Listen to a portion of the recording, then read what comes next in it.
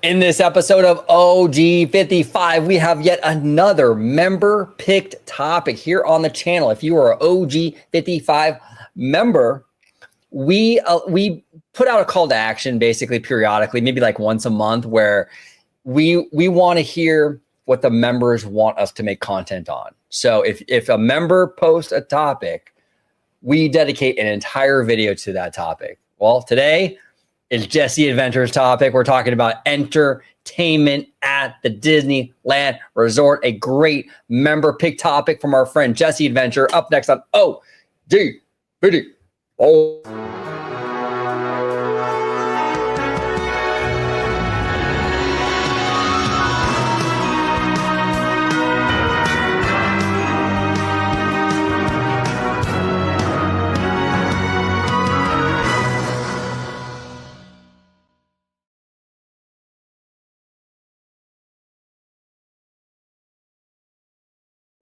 Welcome aboard, everybody, to this amazing member pick topic by our dear friend Jesse Adventure, member of the channel. We're talking all about entertainment at the Disneyland Resort. They've been cutting a lot of entertainment. We're going to talk about it. What can they do to fix this? George, thank you for joining us.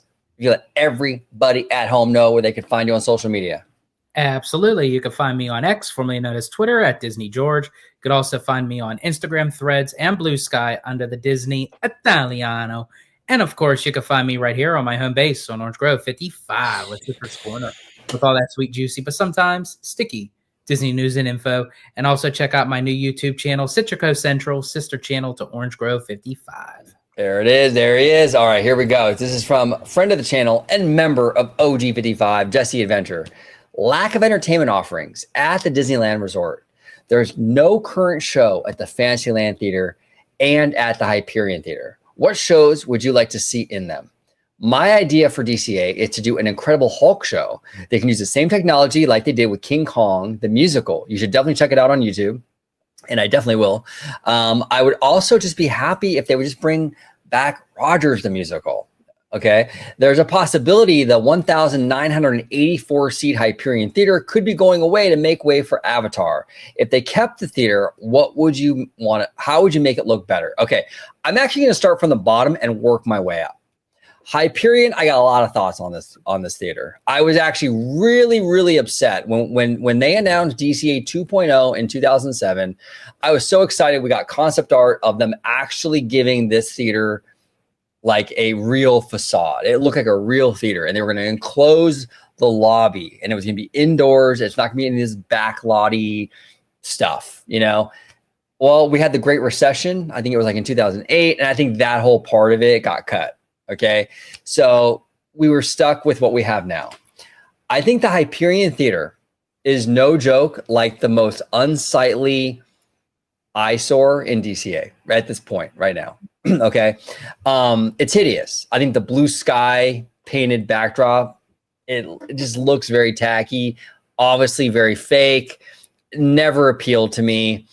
You walk up there and then everything's like metal facades that you can like look around and see a bunch of metal beams.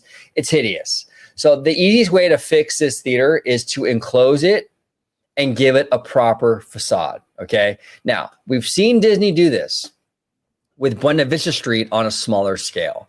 They took all those metal, cheap-looking postcardy buildings at the entrance of DCA, they stripped them down, and they brought us this amazing Buena Vista Street that looked like something straight out of the 1930s. I think you could do the same thing for the Hyperion. Strip that thing down and give us a actual theater, an actual fleshed out, themed theater with an indoor lobby.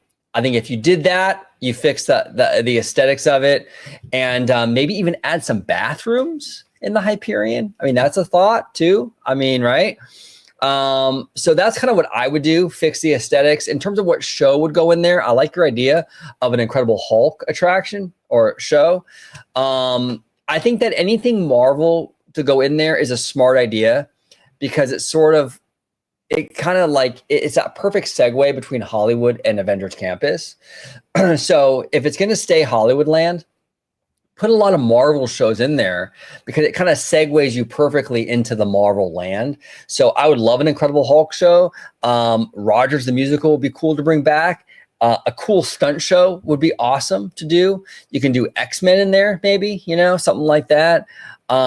Disney had great success with Deadpool. Deadpool was hilarious at the parks. You can maybe do a Deadpool show in there. A lot of potential with the shows, but I think the priority, though, if you're not going to bulldoze it for Avatar, you got to get rid of this lazy, cheap, backlotty facade stuff it has going on right now. You got to flesh that building out, make it look like a real theater, give it a real hotel, a real lobby, add some bathrooms, just really flesh it out into a real place. You know what I'm saying? So, yeah, one of the last big eyesores of DCA 1.0, in my opinion, and I stand by that. I've always felt like this theater was absolutely hideous. But what say you, George? I definitely have to say, when you say add bathrooms, to kind of flush it out, like no pun intended, huh? Yeah, exactly. No, well said, sir. Well said. Yes, but yeah, I completely agree. I think it starts off. I'm just kidding. I think honestly, yeah, it definitely starts with the overall. I'm just kidding. Okay, go. I think it starts off with the like the outdoor aesthetics. I do agree with you. The building is hideous. From the fake facade, it just doesn't look right. The color scheme of the sky with the clouds, it matches right up to the real sky, and it like throws it off anyway. So it doesn't even mesh well. Like it doesn't make any sense. It definitely gives off the vibes of the DCA 1.0 because that's essentially where it came from. Yeah, you have like this very like unappealing look of like people lining up in this like a backlot parking lot kind of looking area, where you go up the steps if you want to go up to the balcony and all that. Like it's like have a grand staircase, like by enclosing it with a main lobby. As you had mentioned, add in the bathrooms, maybe add in maybe a little concession stand, because Disney could even add more, people spending and buying, once they're in the theater.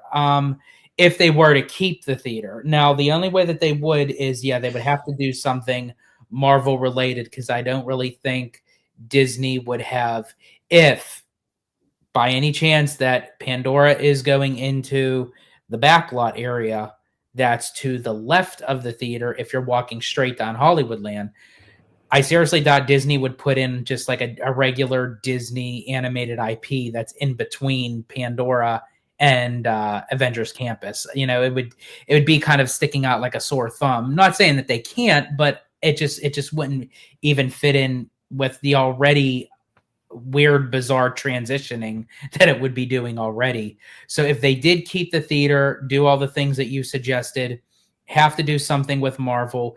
If not, I say honestly, bulldoze the whole thing. You have more land that if it was going to be part of Pandora, which we still don't know, officially by Disney, if it's going there, then it's more land for Pandora. Or if it's land that's extra, that they could even do an expansion of Avengers Campus.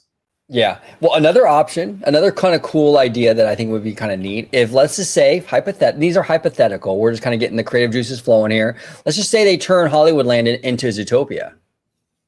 So if you take that theater, if all of Hollywoodland turns into Zootopia, now this is a total blue sky kind of thing, but maybe not too far-fetched, because we do know that Zootopia is a property that they're testing right now in DCA with the meet and greets, right? Right. So if they turn this whole back lot into Zootopia, you can keep the theater, but you would obviously like flesh it out and make it look like a real theater, give it a real facade, but more Zootopia style. But then the stage shows can be really kind of fun. You can do like Frozen, but as told by the animals.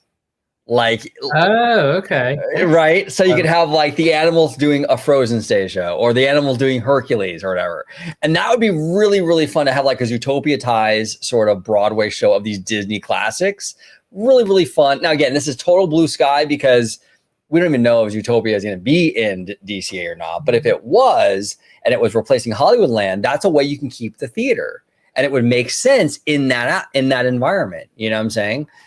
We've been saying for, I don't know, God knows how long, that Zootopia would be perfect, a perfect replacement for Hollywoodland. Especially like you wouldn't have to touch anything with the monorail. You wouldn't even have to get anything really creative with the monorail because it already fits in a rural metropolitan kind of feel to it. Judy Hopps literally gets into a monorail in the movie. Yeah, she does. It's a form of transportation that takes her from the country to the city of Zootopia. Yeah, it matches perfectly. It's perfect. I mean, Zootopia really is what George and I have been wanting to be in that area forever, you know? Will it happen? I don't know, because we don't know what's going to happen with this Pandora thing because Josh Giamaro doesn't say anything. We're left hanging. We did a video on that recently. We don't know where Coco's going. Coco might take up maybe the Monsters Inc. area and the bus load and all that stuff. We don't know. So a lot of variables, you know. But another elephant in the room, Zootopia joke. The other elephant in the room is what Jesse Adventure mentioned is the Fantasyland Theater, or as I like to call it, the Wonder Bra Theater, right? This theater is yet another eyesore, okay? It's technically the Fantasyland Theater, but it doesn't look like anything out of Fantasyland. You go in there and it's a circus tent. Well, yeah, circus tent, but it's like metal and like vinyl, and then there's like weird, like wood in the front though. Yeah, I don't know. It's just a mishmash. It's hideous. It's absolutely hideous. If they're going to keep the theater, which I don't think they are, I'm sorry. I think that area is going to be earmarked for some sort of dark ride or something. Just my gut feeling. But if they do keep that theater, my same advice goes to this as the Hyperion. Bulldoze the whole thing, rebuild an indoor theater that fits the rest of Fantasyland, that has that Fantasyland whimsy to it. Mm-hmm. And you walk into an actual theater. It's not as outdoor stuff, you know, and it looks like it belongs in the land. Right now, this thing is like, it's basically the product of like multiple decades, like mishmash together. It's hideous. I mean, come on, it sits right across from Small World. We can do better, fans. We can do better. What do you think? I agree. I feel like the Hyperion is more redeemable than the Fantasyland Theater. I agree, 100%. I honestly, personally, there's no justification to have something that tacky, that hideous. That's not even like DCA 1.0. That's not even Disneyland 55. Like that, I don't even know like what you call. Yeah, like you call it like a hodgepodge of like different like decades, like where they're using different various like materials, like you said, like steel and wood and vinyl. It's like everything like together. And again, they're not even really doing anything right now. It's used for special events or for like specialty meet and greets that you can't even get to. You have to have a special wristband during the freaking after hours events that you pay $150 for, and you don't get to meet them anyway. Sorry, folks, a little rant there. That sounded very specific, George. Do you have experience with stuff like that or no? I actually do. Not to like plug that in or not, but actually go over to Citrico Central, check out our night at 90s Night, the after event, and you'll actually get to see an extra little tidbit of a rant that I did on location of finding out because I really wanted to meet Darkwing Duck. Well, and it was so funny too because George did this whole rant, right? And I could tell George was freaking hot. Okay, he was hot. So he ends recording, and I'm trying to play with him a little bit. Like I'm like, I don't care. Like I'm just trying to like fuck with him. Like I don't care about Darkwing. Like just fucking with him, and he was like just deadpan serious. Like you were so in the zone, mad, bro. I was like in that. I was because like it caught me off guard because I'm thinking, okay, we just get in line, you know, we're cool. We'll get to see Darkwing Duck, do some other thing. And I'm thinking, you need a wristband. They didn't make that announcement. And it's like they started it 2 to 3 hours before the event even started. And I'm like, damn, the one thing that I wanted to do and I can't do it. And I paid $150, not just to meet Darkwing Duck, but it's beside the point that if you spend that amount of money, you should be able to do any of the activities without going this extra mile of complications. Yeah, like I said before, and like I don't want to divulge too much, but it does actually, actually kind of coalesce with entertainment. So it is kind of on topic. Yeah. When you're walking into Disneyland on 90s night, there should be 90s characters walking Main Street all over the place. You should be enveloped. Like, when you walk into Disneyland and you hit Main Street at Christmas, and that Christmas just hits you right in the face, like just wham, like a wet salmon, right across the face. It's like all Christmas everywhere, right? You should be hit like in your face with a wet salmon, like, but for 90s. You know what I'm saying? It should just be 90s everywhere. You should have like Launchpad and Darkwing and like, Don Carnage and the Rescue Rangers, but it should be organic though, too. That's the one thing I really don't like about a lot of this current Disney stuff. It's all behind like they shove them into the corner in front of like a wooden flat. And then there's this huge line for it. It's like, what happened to just having characters walk around? Yeah, and especially for an after hours event, obviously you're not getting the same amount of people that you would just on a regular Disneyland day. And they even have the characters walking around that time. So you mean to tell me you can't do that for an exclusive after hour event? Come on. I don't get it. And you're right, it does tie into the entertainment. But actually, I do remember you doing that in the moment. Yeah. And honestly, I could look back at it now and laugh at it because what OG was trying to convey is because I use that saying a lot. Like, anytime I'm having a conversation about something, and I'm like, I don't care, I don't give a shit. Like, yeah, and I was messing with him. Now, like, it is actually funny, but like in that moment, he was not happy. Spaced, and I'm like so miscombobulated. Like, now what the fuck do we do? Like, George is literally thinking, I can see it in his head, like, I want to kill this motherfucker, but I don't want to get trespassed. but yeah, no, the entertainment, the 90s night stuff, and we're gonna go to Universal Fan Fest in about a month, so we'll have some comparison in terms of entertainment, because I think Universal is gonna hit a home run with that. And honestly, we're both Disney biased guys, but we call it out like it is. If Universal does something better than Disney, we'll admit to it. We go to Fan Fest and we have the time of our life, and like, we're treated of the amount of money that we paid for these tickets. I'll come right out and say it. I'm like, sorry, Disney, you dropped the ball on that one. Oh yeah, dude. We went to HHN. Oh, I mean, it was my first time, really, basically my first time. I mean, I was there like around high school for me, which was like early 2000. It was late 90s, early 2000. And I went then, but it's changed so much in 25 years, right? So we went with Abigail and Mr. Webba, and we had a freaking blast, bro. And then the Terror Tram was super creative. I wasn't expecting they'd drop you off, and then like Megan is standing there, and they tell you to get off the tram, and you have to walk towards her. Yeah. And then there's like all these zombies and stuff coming after you. It was crazy. And I told George and Webba, I'm like, I'm not even. Oh, and Wizard was with us too. Wizard was there, wasn't he? I thought Wizard was there. Maybe not. That was a different day. Yeah, different day. A different day. But I even told you guys, I'm like, I'm not a Halloween guy. I don't care about Halloween at all. You know what I'm saying? I don't care about horror movies at all.